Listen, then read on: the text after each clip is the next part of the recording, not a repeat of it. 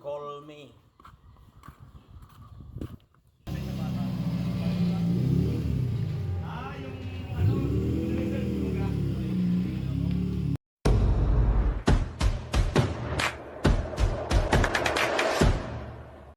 Yung mga boss, DCTV nga pala. At ang gagawin namin ngayon mga boss, itong EG hatchback na to mga boss.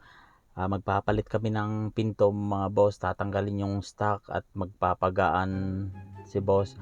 At ito, tinatanggal namin yung stock at papalitan namin ng fiberglass na pinto mga boss para mas magaan mga boss. Magpapagaan ng kahago ng ito'y itatakbo mga boss sa NDRC mga boss.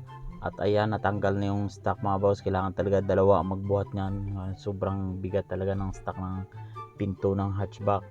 At ayan naman mga boss, yung fiberglass na yan mga boss, tsaka Lixan yung pinakasalamin yan. Ayan, sobrang gaan yan mga boss. Kaya na ng isa. At ayan mga boss, kinakabit na namin. Sobrang gaan na yan. Bali, dalawang pinto nga pala yan. Magkabila ang pinalitan namin dyan. Shoutout nga pala sa may-ari nito, Boss Bennett. Ayan, siya na rin pala nagtono ng kanyang race car mga boss. 16 auto tune mga boss. Ayan, baka gusto nyo magpatono, PM lang kayo sa kanyang page, 16 auto tune sa Facebook. At ayan mga boss, kinakabit na namin. Bali, 4 lang yan na tornilyo mga boss sa isang pinto. Ayan, sobrang gaan na yan. At ayan mga boss, naikabit na namin yung isa.